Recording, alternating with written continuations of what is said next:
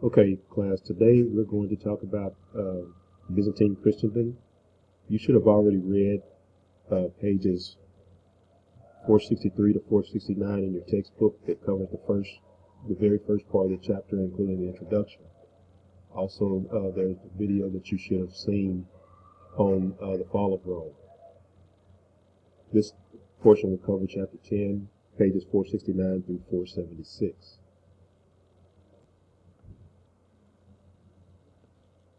As you see here, the fall of Rome took place around 476, which you see in 395 there's division of the Roman Empire, the eastern and western half.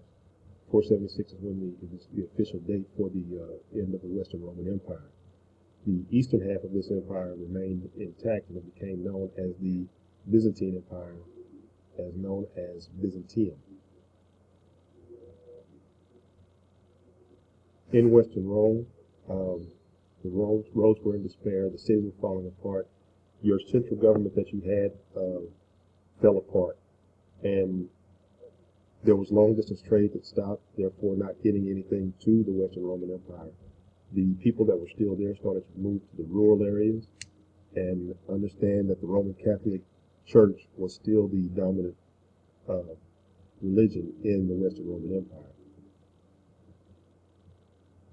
On the other hand, the Byzantine Empire was unified and centralized. They moved their capital to Constantinople, which Constantine, who was the emperor during that time, named the capital after himself.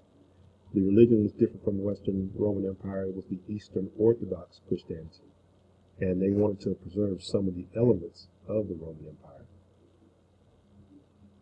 The Byzantine Empire enjoyed a lot of advantages. They were wealthier. Most of the wealthy people did move to the Byzantine Empire. They had a wall around Constantinople, so it was defensible. It had a lot more defense than the Western Roman Empire, which was wide open. They had a shorter frontier, smaller area to guard. Their navy and their army was a lot stronger. And then they had strong leaders that helped them to defend the empire a lot easier, or a lot better than in the West. Also, they wanted to preserve a lot of the things of the Western Roman Empire in the Byzantine. The roads, the taxation system, the different structures of the military. Like we said before, they had a centralized administration. They also wanted to dress in the same manner that the Romans dressed in, which were the robes and the sandals. It was a smaller but more organized Roman Empire. The Byzantium was really the eastern section of the Roman Empire, becoming the sole heir after Rome fell in 476. While Byzantium never regained control over the western Mediterranean, except for a brief time under the Emperor Justinian, it was much smaller in terms of territory.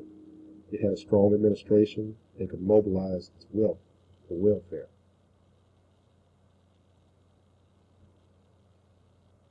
Sitting astride the trade routes between the East and the West, the empire was extremely wealthy. The empire had decidedly Greek character, but also influences from Persian court ceremony. Such high officials wore silk robes.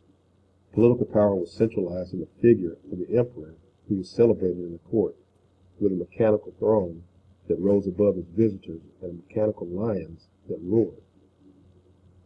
You see in this picture of Empress Theodora, who was Justinian's wife, one of the main characters of the Byzantine Empire. The empire sustained for some 4 centuries of assaults from hostile Western states such as Venice, Catholic Crusaders, and Muslim Turkic armies before Constantinople finally fell to the Ottoman forces in 1453.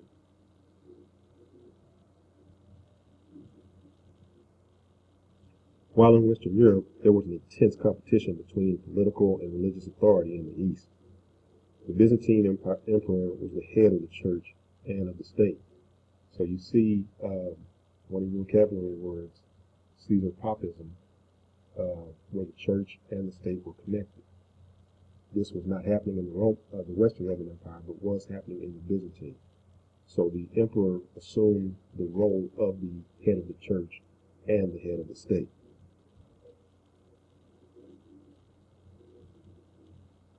Within the Orthodox faith, there were intense and complicated debates over the nature of Jesus and his relationship to the Trinity, and whether or not icons should be used as representations of God and Jesus. Many of these disputes resulted in violence within the Byzantium. So understand that icons became a main sticking point between in the Eastern Orthodox Church and the Western Roman Catholic Church.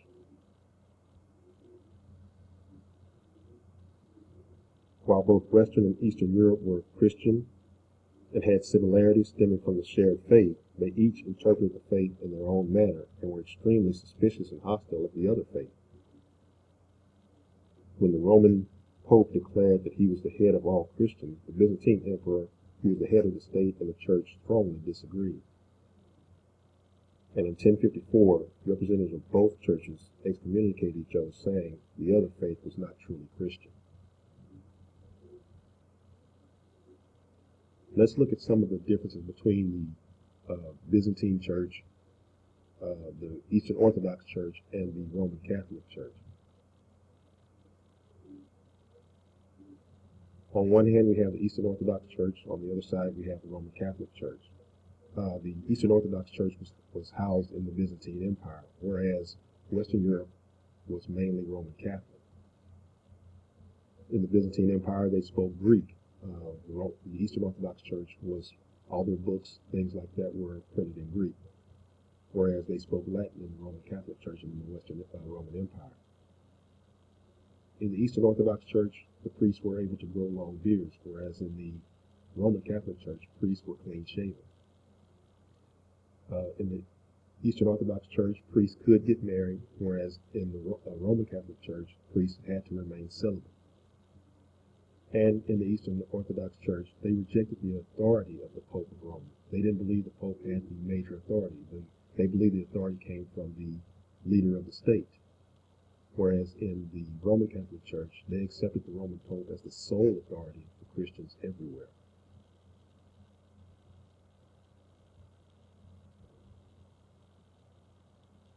So we see there was a further separation that came, and like we talked about in 1054, there was that split where the churches excommunicated each other. The Pope and the head of the Roman Catholic, of the Eastern Orthodox Church, got into the dispute over different parts of the religion, and by excommunicating each other, excommunication means to throw a person out of the church. They have no more rights in the church, and both churches did this to each other, so they no longer recognized each other's religion.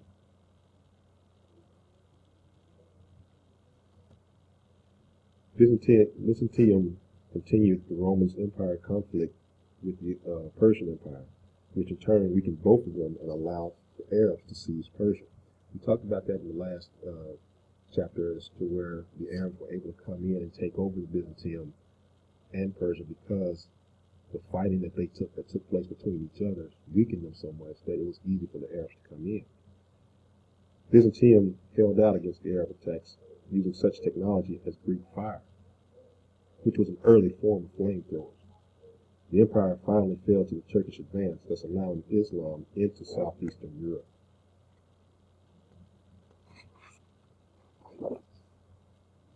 Sitting at one of the key hinges of the trade, the empire became very wealthy, and its coins were used as currency and even jewelry throughout the Mediterranean for some 5 centuries. The Byzantines also produced much silk for both domestic and external consumption. Constantinople was really the crossroads of trade from east to the west, and along the Silk Road and other areas, Constantinople was the center of that trade. A lot of merchants, a lot of trade fairs, different things like that were held in Constantinople. So with its fall, whoever controlled Constantinople really controlled trade. That's why the Arabs, a little bit later on, became such great traders, because they, once Constantinople fell, they took over that trade route.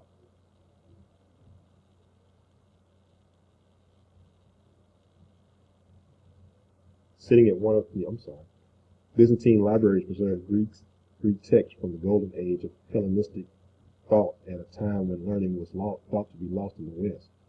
These texts would later be introduced in the West.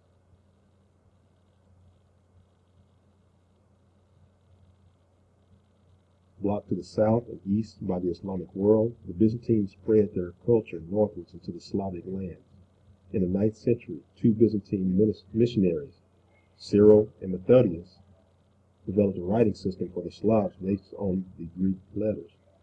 This allowed for the translation of the Bible and the spreading of the faith. So, because of this new alphabet, which we'll see on this next slide, they were able to translate the Bible for the Russians and them to be able to read and interpret the Bible, spreading Christianity throughout pretty much most of Russia. This state, the Kievan Rus, and this state was in present Russia and the Ukraine. It was composed of diverse people, including Finns, Vikings, and Balts, as well as Slavs in the area, engaged in long-distance trade networks along its rivers that link Scandinavia to Byzantium. The region had a diverse religious makeup with various nature gods and small numbers of Jews, Christians, and Muslims. In the 10th century, Prince Vladimir of Kiev, this leader decided the state needed a religion that would link to the outside world. According to the chronicles, he decided against Islam as his people were fond of drinking, perhaps a little bit too fond, some might say. Eastern Orthodoxy was attracted to the Byzantine state, which was wealthy and powerful, and a marriage alliance sealed the decision. Importantly, this conversion was a free decision made without military invasion, and the faith kept deep inroads to the people of the region. The Rus borrowed extensively from the Byzantium, including the use of icons, architectural style, and a monastic tradition. An empire control of the church. When Constantinople fell in 1453, the Rus declared that they were the third Rome, and as Rome had abandoned its faith, the second fell to the Muslims. This concludes the part 1 of chapter 10. Stay tuned. You're going to have 5 questions that you need to answer, and those will be graded. So make sure you take care of those things, and we'll get ready for part 2.